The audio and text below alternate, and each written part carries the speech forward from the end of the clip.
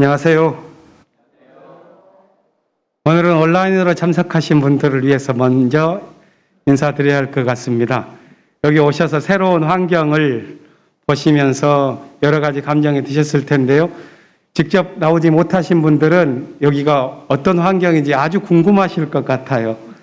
혹시 김계일 집사님 가능하시면 여기를 좀 이렇게 줌아웃 하셔가지고 환경을 영상을 보고 계신 분들을 위해서 한번 보여주셔도 좋을 것 같습니다. 그렇게 해주시면 좋겠고요.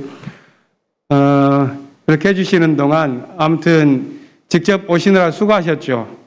비가 장마가 시작되다 보니까 좀 나오시는데 번거로우시긴 하셨을 텐데 전화 이사팀 입장에서는 이번에는 장마가 10여일간 늦어져서 6월 말까지 이사를 잘 끝내고 늦은 장마가 시작되는 게 참 다행이다. 이런 마음도 있습니다. 아무튼 어제 밤 늦게까지 이 모든 예배 환경을 잘 만들기 위해서 힘써주신 미디어팀을 중심으로 한 교우 여러분들께 크게 감사드립니다.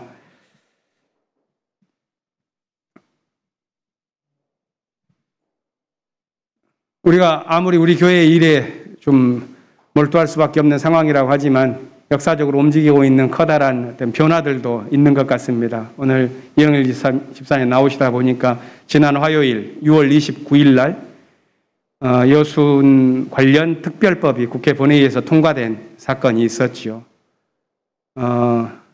역사 안에서 반란이라고 하는 그런 악명을 떨치고 4.3 항쟁과 같은 궤로서 역사의 제-궤도를 밟을 수 있는 첫 출발을 시작했는데요. 온전히 역사 안에서 회복될 수 있도록 남은 일들도 참 많은 것 같습니다. 그 일에 힘써 오셨던 여수사회연구소 이사장이신 이영일 집사님, 우리 힘내시라고 박수 한번 하는 건 어떨까요? 고맙습니다. 이른바 우리가 광야 생활이라고 일컬었었던 것이 드디어 먼 것이 아니라 시작되었습니다. 하지만 역사 속에서 우리가 함께 행진하면서 새로운 배움을 얻고 또 새로운 깨달음도 얻어가면서 주님께서 우리에게 허락하시는 선교적 사명을 더 잘 감당하기 위해서 나아간 우리 모두가 되기를 바랍니다. 그런 가슴 벅찬 마음을 함께 안고 징소리에 맞추어서 침묵기도를 드리며 예배 시작하겠습니다. 기도드린 우리 마음에 하나님의 생명과 정의와 평화의 말씀이 자리 잡기를 원합니다.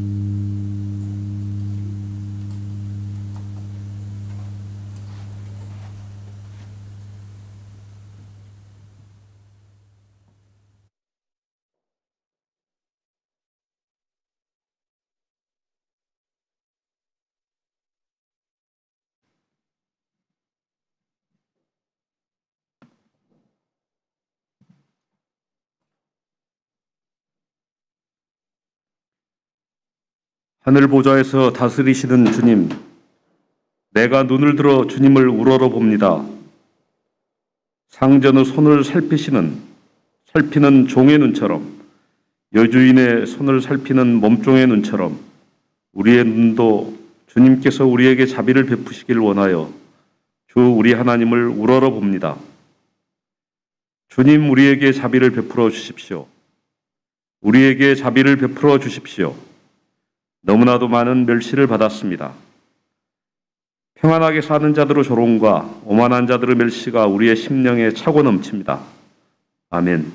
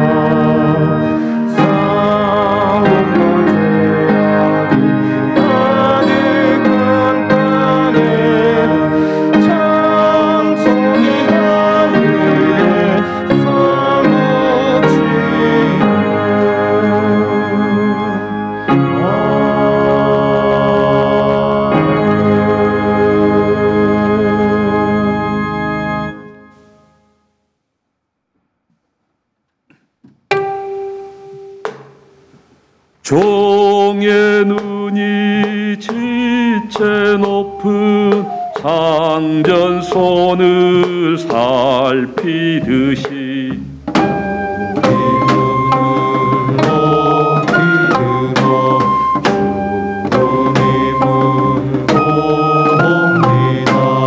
오 하나님 저희에게 큰 자비를 베푸소서.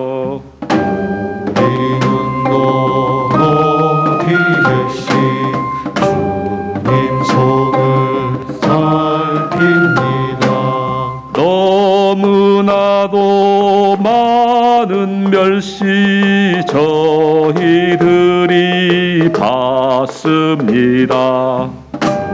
님만을 바라보며 한평생을 살렵니다.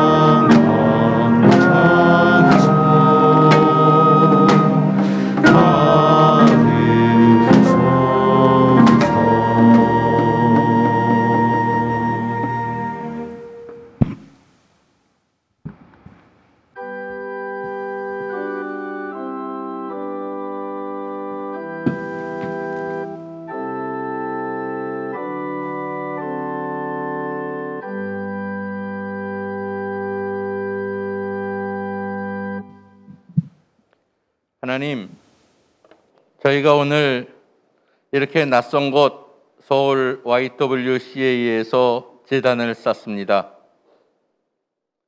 그동안 비록 낡고 소박한 곳일망정 하나님께서 허락하신 명동의 터전에서 50여 년 감사하는 마음으로 손때 묻혀가며 살다가 이제 아주 낯선 곳으로 나왔습니다.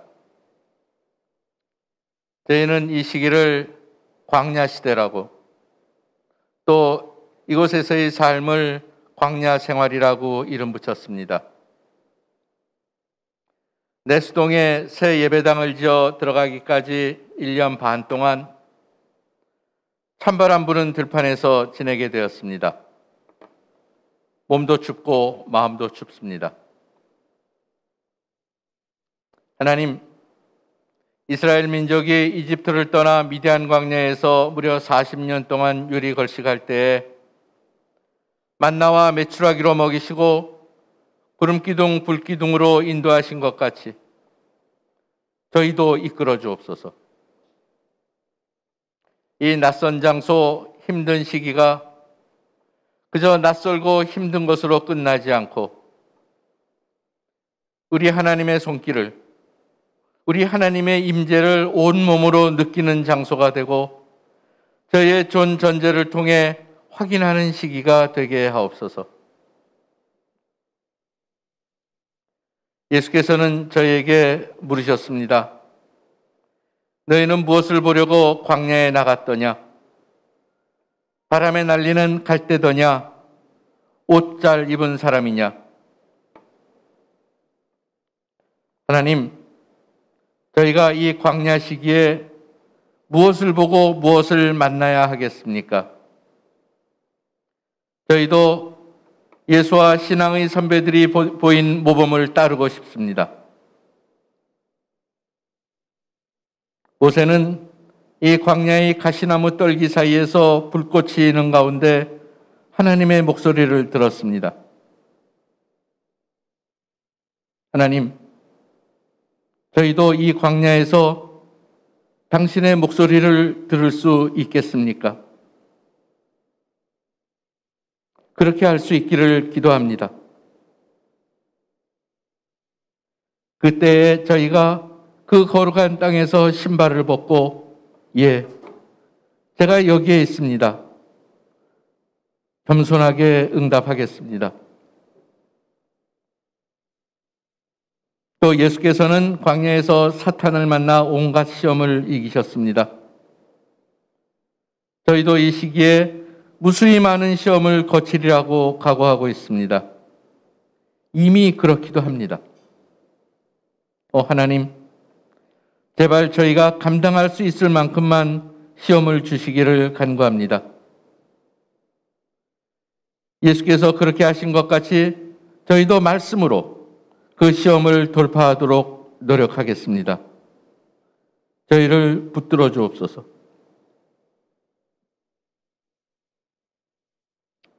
하나님, 저희가 광야 생활을 맞아 그동안 쌓아두었던 짐들 가운데 남루한 것들, 손이 안 가는 것들, 그리고 발걸음에 걸리적거리는 것들을 참 많이도 버렸습니다. 몸을 가볍게 해야 발걸음도 가볍고 당신이 가리키는 방향으로 나아가기도 쉽기 때문입니다. 그러나 예수께서 가르치신 대로 세상 속으로 가는 길을 떠나며 지팡이 외에는 두 버릇도 가지고 가지 말라는 말씀에는 턱없이 부족합니다. 저희가 가진 것이 너무 많습니다.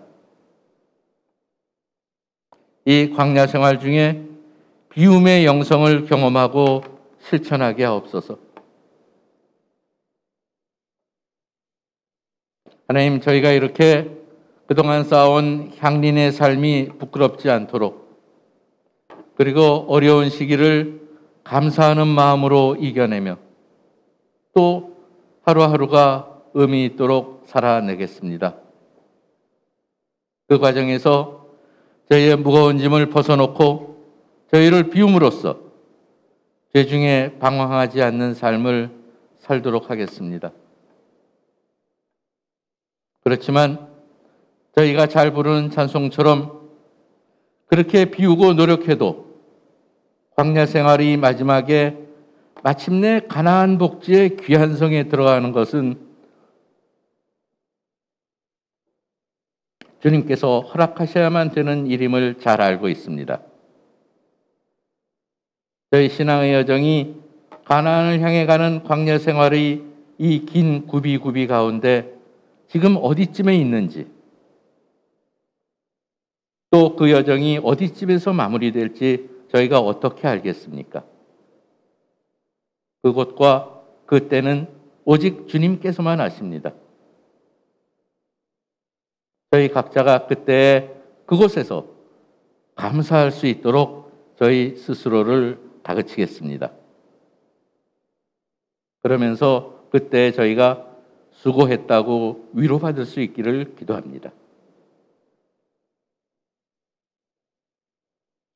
이제 저희의 입을 닫고 마음을 비웁니다. 주님, 저희 마음에 오셔서 지금과 같은 교회 이전 상황뿐만 아니라 저희 신앙의 긴 여정 중에 광야의 소리로, 빈들의 영성으로 저희 영혼을 채워주시기를 간절히 기도합니다.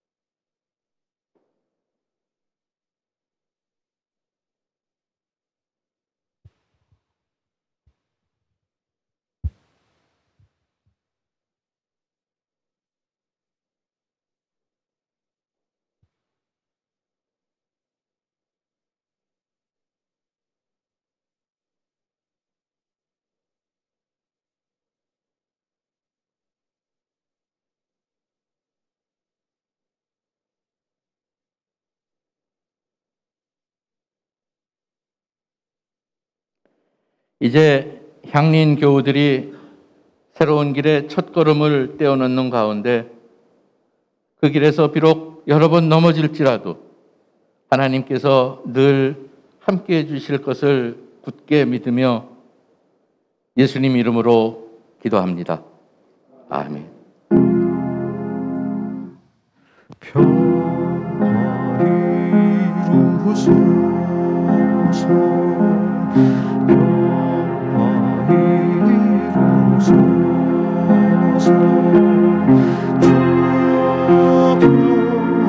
평화를 이루소서 주여 평화를 이루소서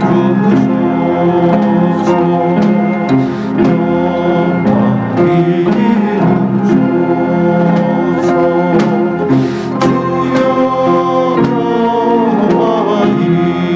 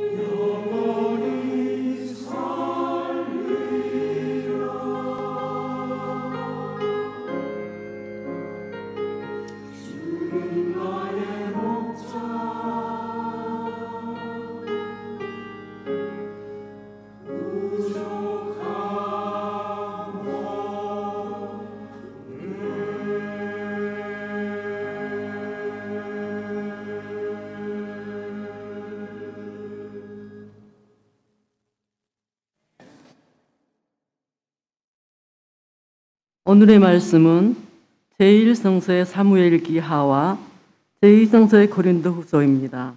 먼저 사무엘기 하 5장 1절에서 5절, 9절에서 10절까지의 말씀을 읽겠습니다. 제1성서 469쪽입니다.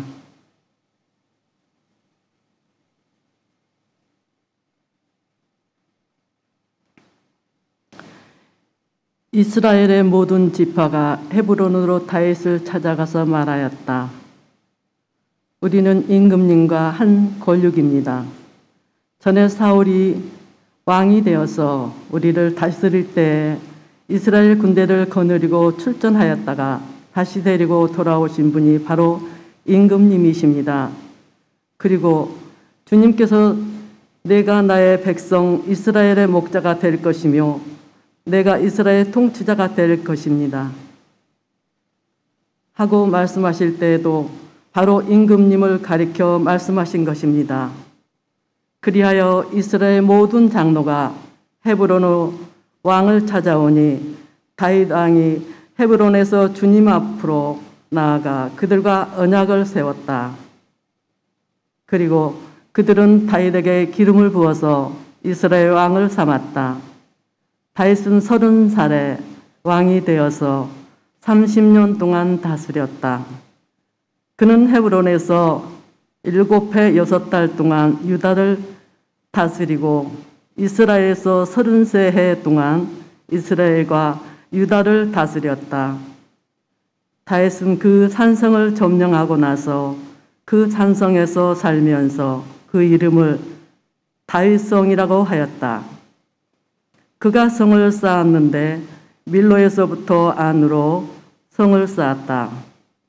만군의 주 하나님이 다윗과 함께 계심으로 다윗이 점점 강대해졌다. 이어서 제2성서의 고린도후서 12장 2절에서 10절 말씀을 읽겠습니다. 제2성서 318쪽입니다.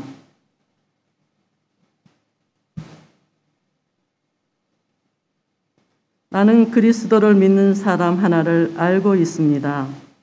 그는 14년 전에 셋째 하늘에까지 이끌려 올라갔습니다. 그때 그가 몸 안에 있었는지 그 몸 밖에 있었는지 나는 알지 못하지만 하나님께서는 아십니다. 나는 이 사람을 압니다. 그가 몸을 입은 채 그렇게 했는지 몸을 떠나서 그렇게 했는지를 나는 알지 못하지만 하나님께서는 아십니다. 이 사람이 낙원에 이끌려 올라가서 바로 표현할 수 없고 사람이 말해서도 안 될 말씀을 들었습니다. 나는 이런 말씀을 자랑하려고 합니다. 그러나 나 자신을 두고서는 내 약점밖에는 자랑하지 않겠습니다. 내가 자랑하려 하더라도 진실을 말할 터이므로 어리석은 사람이 되지는 않을 것입니다. 그러나 자랑은 삼가겠습니다. 그것은 사람들이 내게서 보거나 들은 것 이상으로 나를 평가하지 않게 하려는 것입니다. 내가 받은 엄청난 계시들 때문에 사람들이 나를 과대평가할지도 모릅니다. 그러므로 내가 교만하게 되지 않도록 하나님께서 내 몸에 가시를 주셨습니다. 그것은 사탄의 하수인이라고 할 수 있는데 그것으로 나를 치셔서 나로 하여금 교만해지지 못하게 하시려는 것이었습니다. 나는 이것을 내게서 떠나게 해달라고 주님께 3번이나 간청하였습니다. 그러나 주님께서는 내게 이렇게 말씀하셨습니다. 내 은혜가 내게 족하다. 내 능력은 약한 데서 완전하게 된다. 그러므로 그리스도의 능력이 내게 머무르게 하기 위하여 나는 더욱더 기쁜 마음으로 내 약점을 자랑하려고 합니다. 그러므로 나는 그리스도를 위하여 병악함과 모욕과 궁핍과 박해와 고난을 겪는 것을 기뻐합니다. 내가 약할 그때에 오히려 내가 강하기 때문입니다. 다 함께 고린도후서 12장 10절 말씀을 읽겠습니다.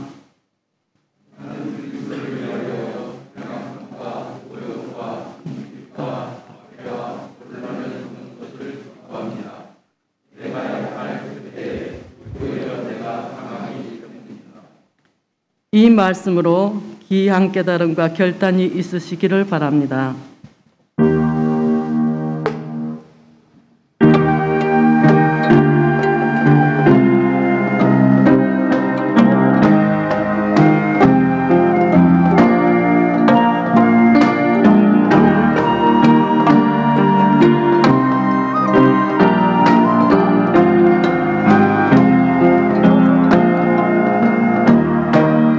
예수님 진리 세상을 가르치셨듯이 이 시간 당신의 말씀으로 우리를 깨우치소서.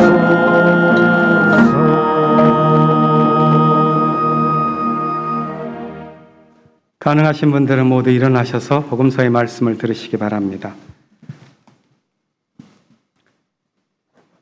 예수께서 거기를 떠나서 고향에 가시니 제자들도 따라갔다. 안식일이 되어서 예수께서 회당에서 가르치기 시작하셨다. 많은 사람들이 듣고 놀라서 말하였다. 이 사람이 어디에서 이런 모든 것을 얻었을까? 이 사람에게 있는 지혜는 어떤 것일까? 그가 어떻게 그 손으로 이런 기적들을 일으킬까? 이 사람은 마리아의 아들 목수가 아닌가?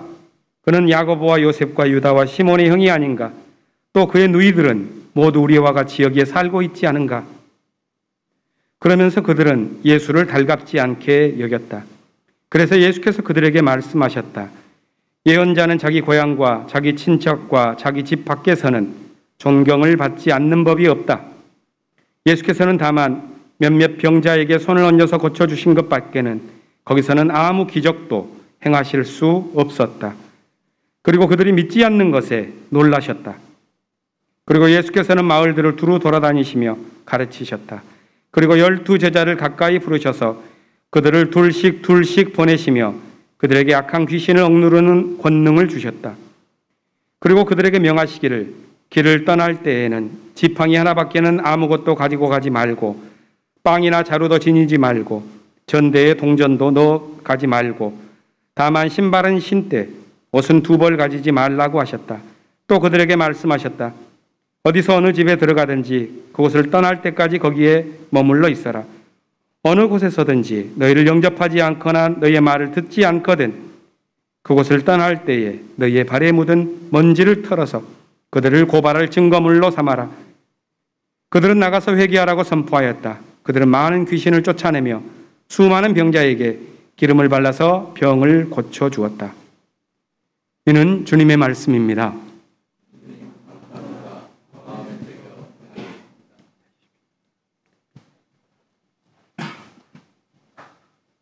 어떠세요? 교회를 떠나서 예배드리지만 여전히 예배드리는 마음의 동선은 우리가 익숙했었던 그 예배당을 맴돌고 있지 않습니까? 저는 그런 것 같아요. 여기가 아직 마음에 담기지 않고 예배 안에서 흘러가는 것은 저 바로 옆에 있는 건물 그 3층에서 움직이고 있는 듯한 느낌입니다.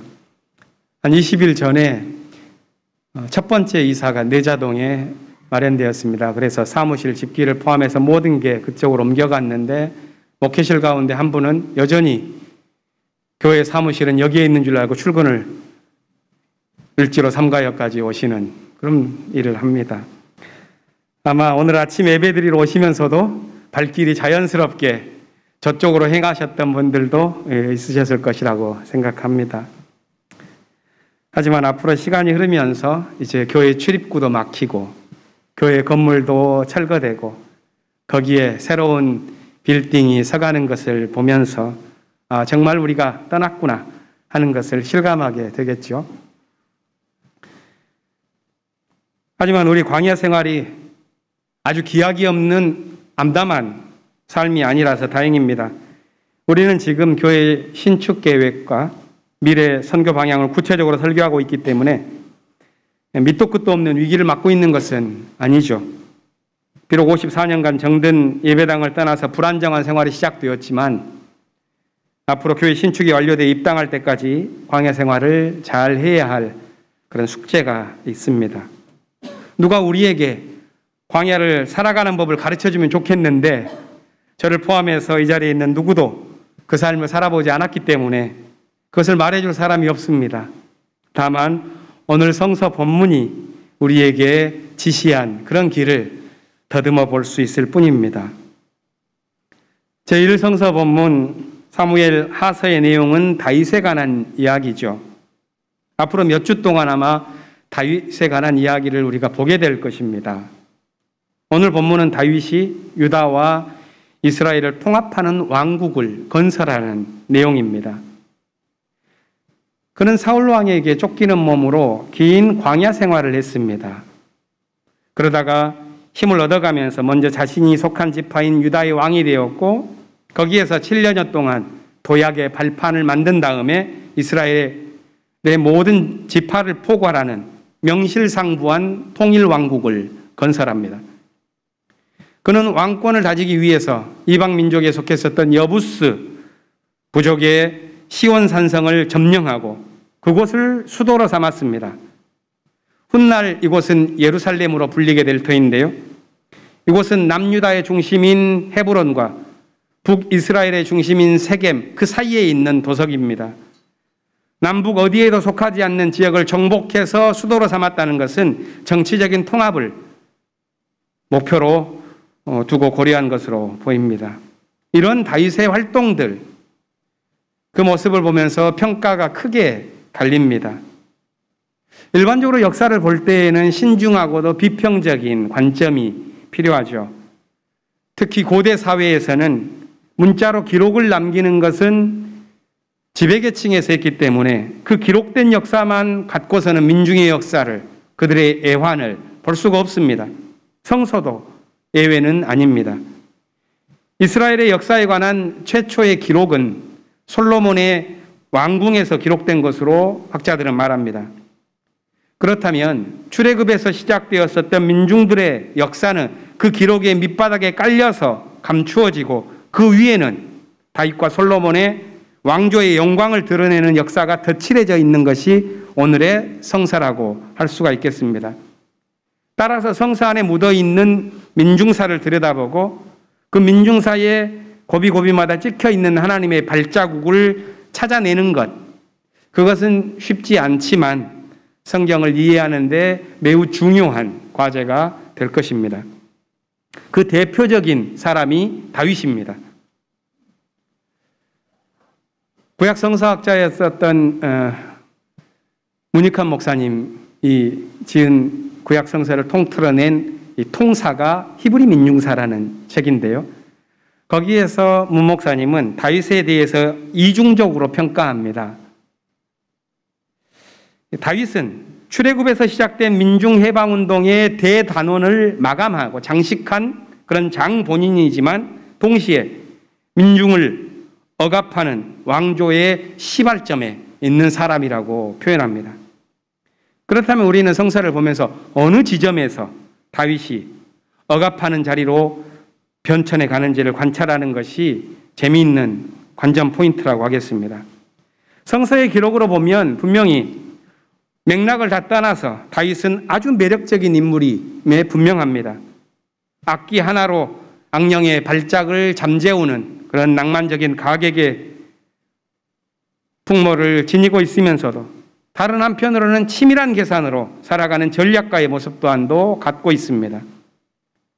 무엇보다도 우리 마음속에는 그가 어린 시절을 보여주었었던 순수한 모습, 그 순수함이 만들어낸 매력적인 힘, 이것을 기억합니다. 왕으로 뽑히는 그 자리에 참석하기보다는 자기의 양을 돌보는 그런 일에 성실했었던 모습이나 블레셋 장수 골리앗과 맞서는 일에 그가 필요한 것은 단지 조약돌 5개면 충분하다고 말하는 그런 태도는 우리가 살아가는 세계에서는 좀처럼 볼 수 없는 감동과 지혜를 주는 장면입니다.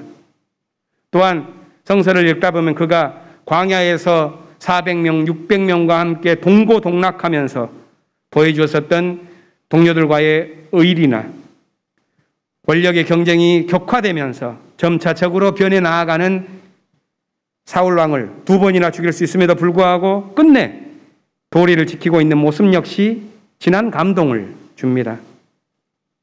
이러한 모습들은 단지 이 다윗의 개인적인 도덕성을 넘어서 지파동맹을 통해서 해방 공동체를 세우고자 하는 그런 민족의 역사적인 과업을 달성하고자 하는 그런 깨어있는 의식을 반영한다고 하겠습니다. 그렇기 때문에 성서는 전체적으로 다윗을 좋게 평가합니다. 온 백성이 그를 좋게 받아들였다고도 말합니다. 그런데 우리가 알듯이 오늘 본문을 분기점으로 해서 다윗에게 위기가 닥치지요. 그것은 궁중생활에 익숙해지고 광야의 기억이 희미해지면서부터입니다. 왕권을 둘러싼 암투 속에 가족들과 혈투를 벌이게 되었었고 그러는 와중에 민중의 꿈은 점차 멀어지게 됩니다. 특권을 노리는 것을 당연하게 인정받는 삶에 익숙해지면서 그의 비극도 깊어졌습니다. 그래서 조금 전에 말씀드렸던 히브리 민중사, 거기에서 히브리 민중의 그 역사, 긴 역사 속에서 첫 번째 시련이 있는데 그것이 이 다윗이 맡고 있는 비극이라고 말합니다. 다윗의 이야기는 많은 것을 생각하게 합니다. 그것은 단지 가난과 고난을 미화하거나 권력과 부귀를 비판하는 이야기가 아닙니다. 왕궁의 권력이든 광야의 고난이든 거기에는 각각 빛과 그림자가 있기 마련입니다. 다만 오늘은 다윗이 어떤 처지에 있든지 야훼 하나님을 향해서 그의 삶을 정초시킨 사람이었고 하나님의 마음에 드는 삶을 살고자 노력했었던 사람이라는 것을 우리가 주목하고자 합니다. 그는 분명히 권력에 도취되는 인간의 한계를 지녔지만 다른 한편으로는 권력의 유혹에서 벗어나서 하나님을 향한 믿음의 경계선을 거룩하게 지켜내려는 인간 실험의 그런 가능성 또한도 우리에게 보여줍니다. 그것이 인간이 역사 속에서 살아가는 대표적인 다윗을 통해서 드러나는 상징적 모습이라고 보입니다. 다윗이 보여준 이런 인간의 양면성이 오늘 읽은 마가복음서에서는 두 개의 이야기로 대비됩니다. 본문 6장에서 보면 앞에 나오는 이야기는 예수께서 고향 사람들에게 배척당한 이야기고 뒤에 나오는 이야기는 제자들을 파송하는 이야기입니다. 이것은 서로 대비되는 내용을 갖고 있죠. 예수님의 가르침을 저는 인간 실험의 가르침이라고도 표현할 수 있지 않겠나 생각해 봅니다. 예수님께서는 우리가 어떻게 하나님의 자녀로 살아갈 것인가 하는 이 질문을 당신의 가르침으로든 당신의 치유를 통해서든 우리에게 보여주시고 있기 때문입니다.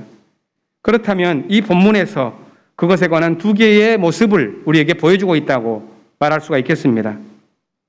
먼저 고향 사람들이 보여준 것은 현실의 한계에 사로잡힌 모습입니다. 그들은 예수를 잘 아는 사람임에도 불구하고 그가 병든 사람을 고치고 회당에서 놀라운 가르침을 전하는 모습을 보면서 오히려 달갑지 않게 여겼습니다. 이 사람이 어디에서 이 모든 것을 얻었지? 이 사람에게 있는 지혜는 어떤 것인가? 그가 어떻게 자신의 손으로 이런 기적들을 일으키고 있는가?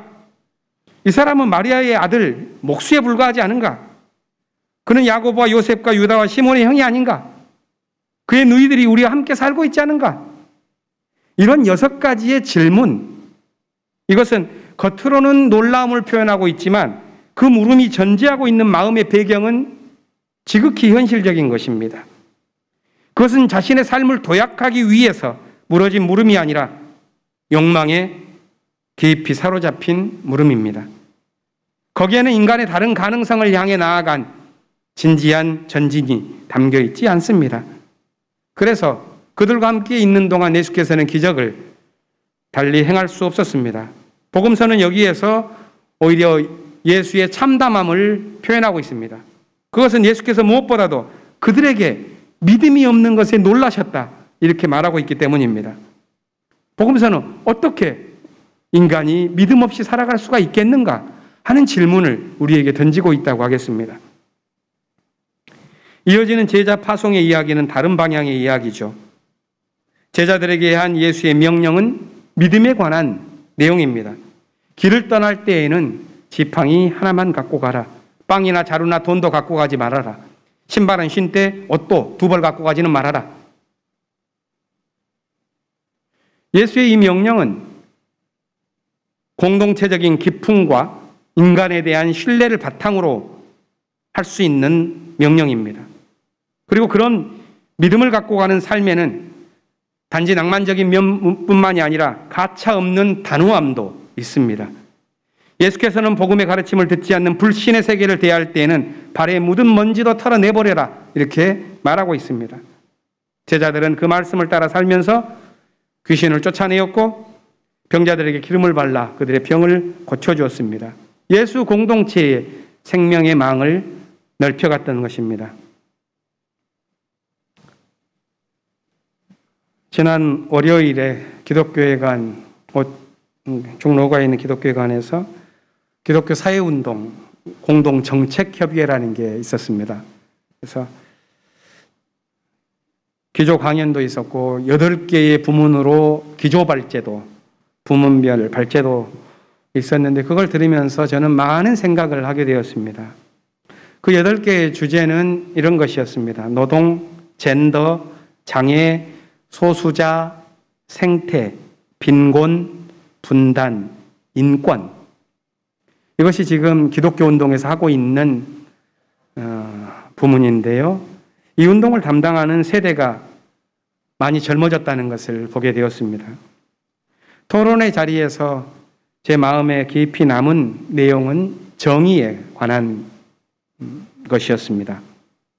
그것은 정의라는 것이 우리에게는 반드시 필요하지만 거기에서 그 주장에서 머물러서는 안 된다 하는 요지였습니다. 그 이유는 정의라는 것은 패권적인 속성을 갖고 있기 때문이라는 것입니다. 상대방을 무릎 꿇도록 요구하는 그런 속성을 정의는 갖고 있습니다. 저는 오늘날 우리가 이 문제에 대해서 깊이 성찰하는 것 또한도 매우 중요하다고 생각하게 되었습니다. 과거에는 독재 정권에 항거하고 노동조합을 설립하고 이것 자체가 정의였습니다. 하지만 오늘날에는 서로 다른 모양의 정의가 충돌합니다. 선과 악의 경계가 복잡하게 얽히고 교차합니다. 이런 상황에서 정의를 구상하는 것이나 그것을 이루기 위해서 해나가는 모습은 적대적인 전쟁이라기보다는 공존의 정치일 것입니다. 심지어 정의라는 것을 이만큼도 한 톨도 찾아볼 수 없는 그런 배타와 혐오의 정치, 그 현실을 지난다 할지라도 배타를 양산하고 있는 그러한 현상, 그거 역시도 인간의 소외의 또 다른 모습이라고 볼 수밖에 없기 때문에 그것을 극복하기 위해서는 단지 싸워 이겨야 할 대상으로 보는 것이 아니라 슬픔과 긍휼과 애석함과 안타까운 마음으로 그것을 차츰차츰 이겨나가는 힘을 기르지 않고서는 그걸 이룰 수 없다 하는 것입니다. 우리가 감수성이란 말을 많이 했는데요. 무슨 일에 대처하기 위해서는 정의의 감수성, 인권의 감수성 이런 이야기를 많이 하지 않습니까? 그런데 거기에서 제가 한 가지 배운 것은 이것이었습니다. 그런 인권의 감수성이라는 것은 단지 어떤 사태를 자기식으로 보고 민감하게 대처하는 그런 민감성의 문제로 오해하는 경우가 있는데 감수성이란 민감성이 아니라 오히려 그런 맥락이 만들어지게 된 상황, 그것을 이해하고 공감하는 그런 문해력이라고 그러죠. 그런 문해력의 문제이다 하는 것입니다. 이것을 얻어가지 않고서는 생명의 망을 짜갈 수가 없겠구나 하는 것을 깊이 느꼈습니다. 망을 짜가기 위해서는 가로의 시줄과 세로의 날줄이 있어야지만 그물이든 배를 짤 수 있는 것 아니겠습니까? 그런데 진영 논리로 이루어진 세계에서는 가로로 있는 평균의식으로 짜여진 시줄은 놓였지만 그 차이를 넘어서는 날줄은 결코 이어갈 수가 없습니다. 가로 놓인 시줄을 타고 끝없는 평행선을 달려나가는 삶을 살아가는 한 생명의 망은 짤 수 없는 것이죠. 날줄을 갖고 그 시주를 엮어 나아가는 지혜와 능력이 필요합니다.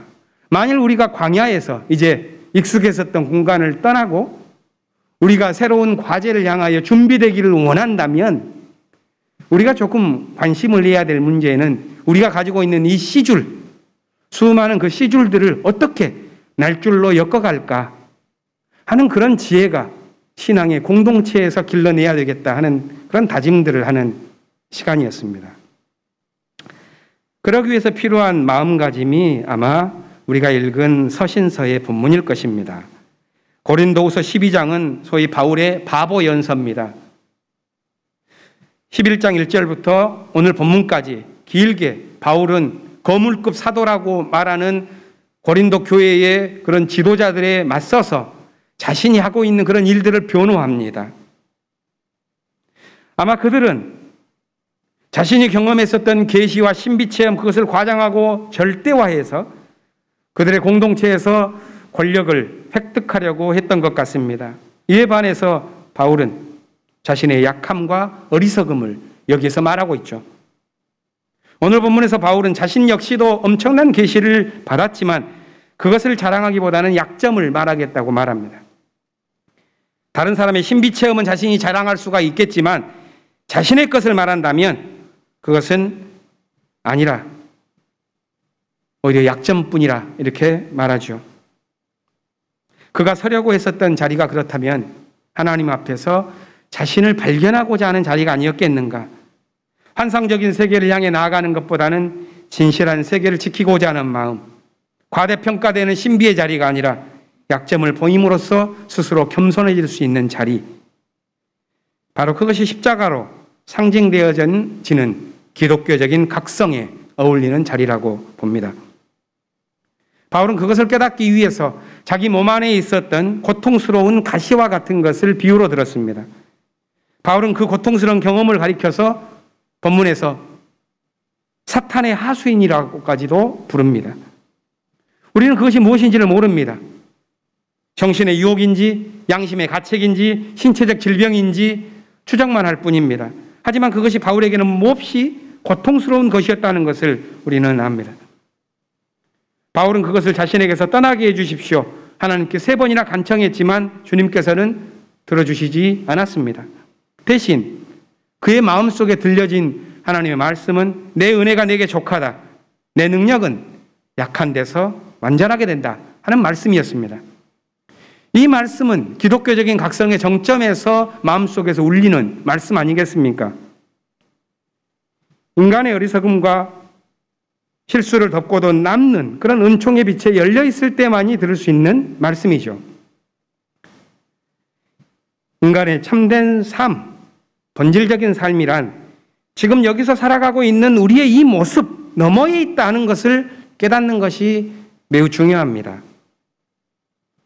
바로 그것이 우리가 사는 이 광야와 같은 삶에서도 우리를 더 인간의 궁극적 가능성을 향해서까지 갈 수 있도록 이끌어내는 신앙의 지혜이기 때문입니다. 바울은 그것을 10절에서 이렇게 들려줬습니다. 그러므로 나는 그리스도를 위하여 병약함과 모욕과 궁핍과 박해와 곤란을 겪는 것을 기뻐합니다. 내가 약한 그때 오히려 내가 강하기 때문입니다.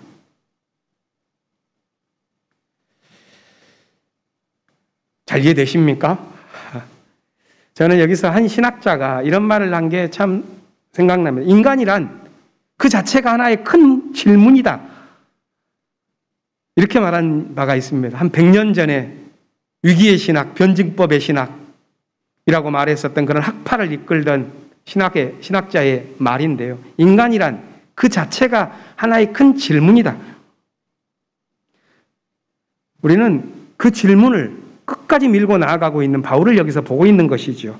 바울은 여기서 그리스도를 위하여 병약함과 모욕과 궁핍과 박해와 곤란을 겪고 있는 것 자체가 나의 기쁨이다. 이렇게 말합니다.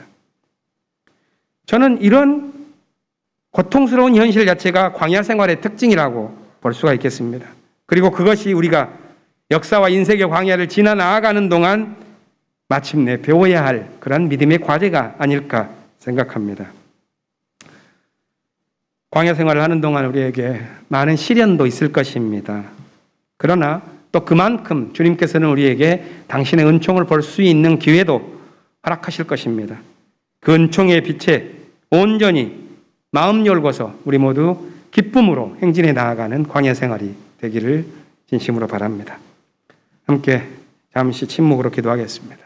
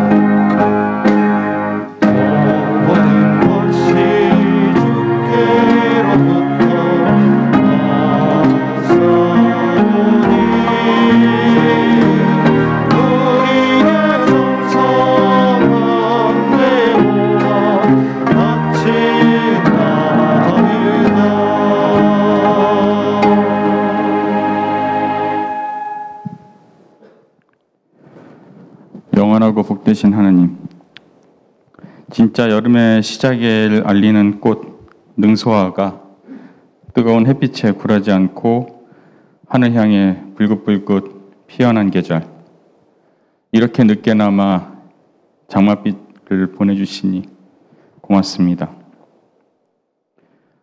오늘 아침 세찬 비바람에 가지가 이리저리 흔들려도 품 안의 새들을 지키며 굳게 버티고 있는 느티나무를 바라보며 주 하나님께 굳건히 뿌리 내리고 주를 믿는 성도들과 친교 속에서 하늘의 생명과 평화의 기운을 받아서 앞으로도 풍요롭게 삶을 이어야겠다는 다짐을 다시 합니다. 반백년이 넘도록 하나님의 정의와 사랑에 갈급한 영혼들이 깃드는 나무가 되어주고 우리 믿음의 뿌리였던 예배당의 공간 구석구석을 정리하면서 기둥과 벽돌을 쓰다듬어 보았습니다. 오랜 세월 건물을 떠받쳐 주었던 수고에 고맙다는 마음을 담아 작별 인사를 전했습니다. 오늘 낯선 예배 처소에서 새로운 다짐을 시작하는 우리 모두를 축복하시고 앞으로도 매주 예배의 준비와 정리를 감당하는 손길에도 함께하여 주옵소서. 주님, 오늘 우리에게 주신 믿음 있는 사람들이 고통과 시련으로 가득 찬 광야를 살아가는 방식에 대한 말씀에 귀 기울여 아멘으로 응답하게 하옵시고 저마다 갖고 있는 가시에 상처받고 아픈 마음을 움켜쥐고 참된 삶, 본진적인 삶, 정의의 길을 향해 비틀비틀 걸어가는 가운데 당신께서 제 가까이 계시다고 참으로 느꼈던 그 순간을 제가 잊지 않도록 인도하옵소서. 일터와 소득원을 허락해 주시고 일할 수 있는 건강과 능력과 힘을 주심에 힘입어서 감사의 예물을 주님께 바칩니다. 바치는 손길마다 그 정성을 기억하시고 이 예물이 주님의 나를 위해 쓰이도록 이끌어 주옵소서. 이 모든 말씀 레바논의 백향목처럼 우뚝 서서 언제나 우리를 도우시는 예수 그리스도의 사랑에 힘입어 기도드립니다. 아멘.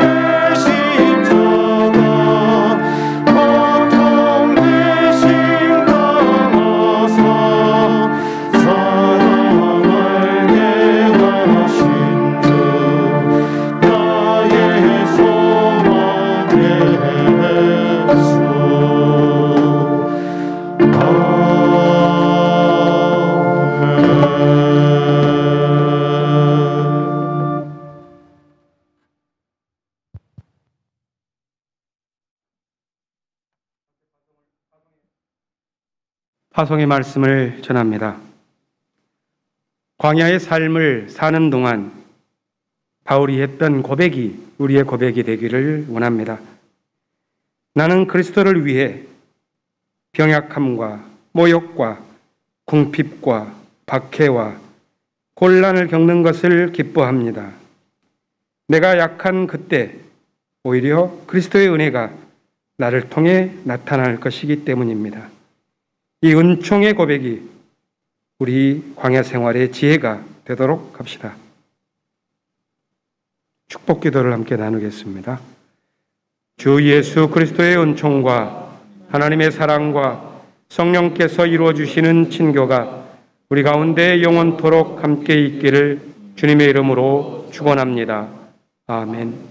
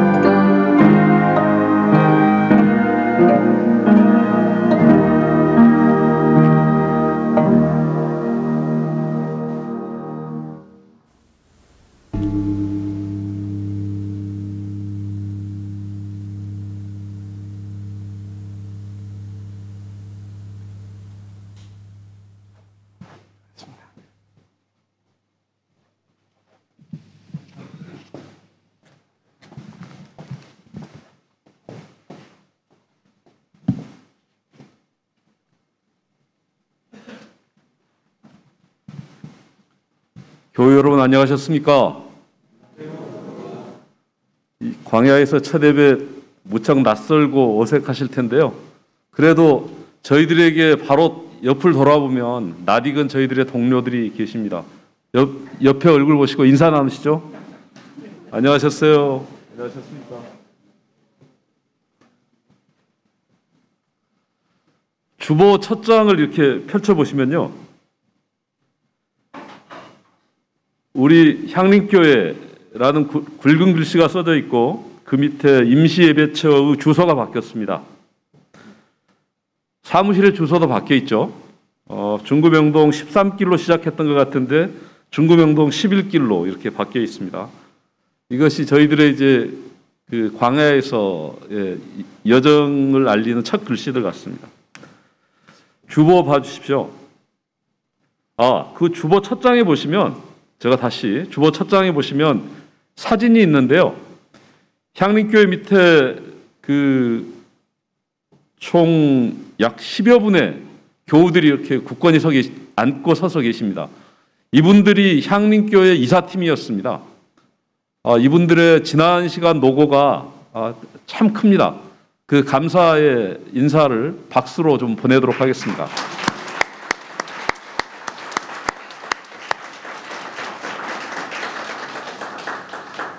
마지막 그 밑에 사진 보시면 예배당에서 마지막 수요 영성 예배 드리고 함께 찍은 사진이 있고요.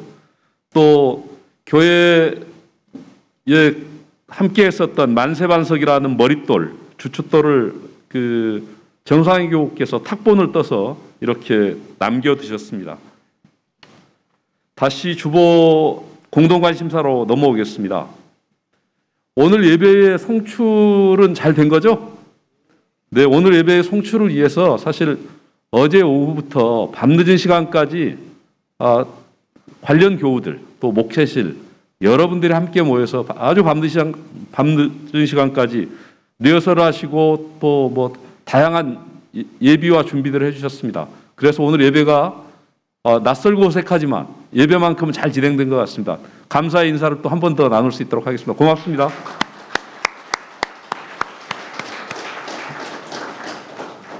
공동관심사 오늘 일정 보면요.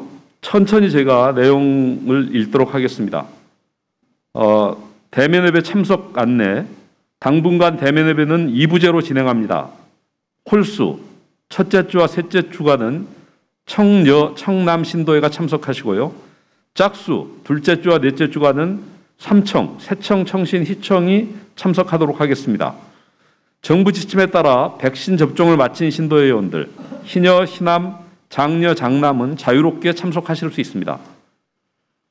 하지만 정부 지침과는 별도로 서울 YWCA는 현재 거리두기 단계에서 한 공간 모임 인원을 60명으로 제한하는 내부 규정을 가지고 있습니다.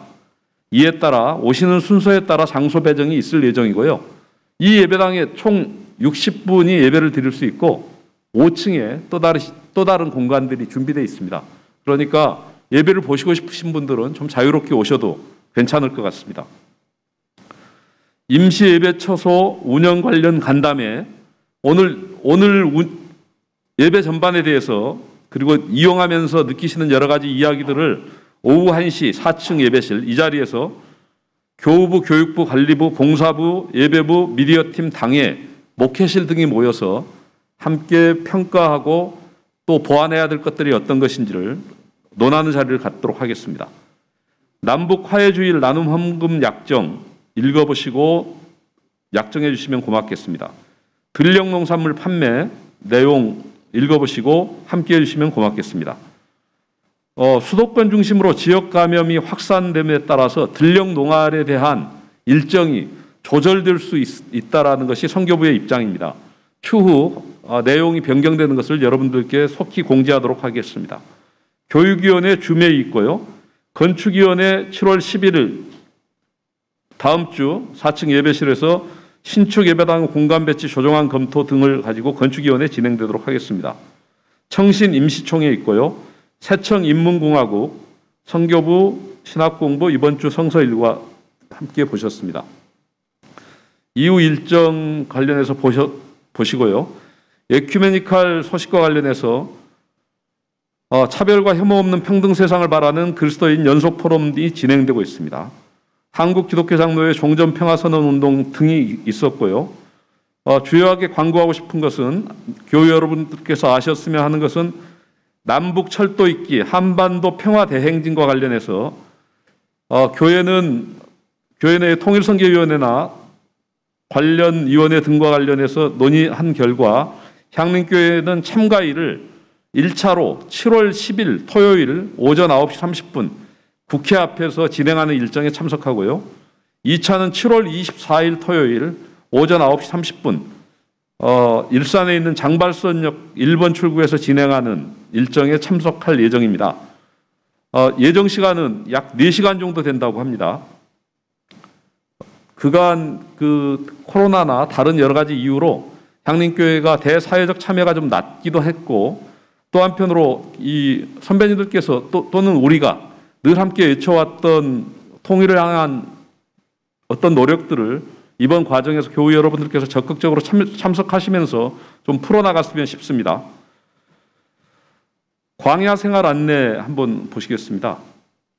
이후 주보에 광야 생활 안내가 계속 나갈 텐데요. 여러분들께서 꼭 참고해서 잘 광야 생활 안내를 읽어주시면 고맙겠습니다. YWCA 예배 및 생활 1. 예배 공간을 만들기 위해서는 신도의 협조가 필요합니다. 해당 신도에는 오전 9시 30분에 4층 예배실에 모여 의자 배열 및 예배실 정리를 도와주시기 바랍니다.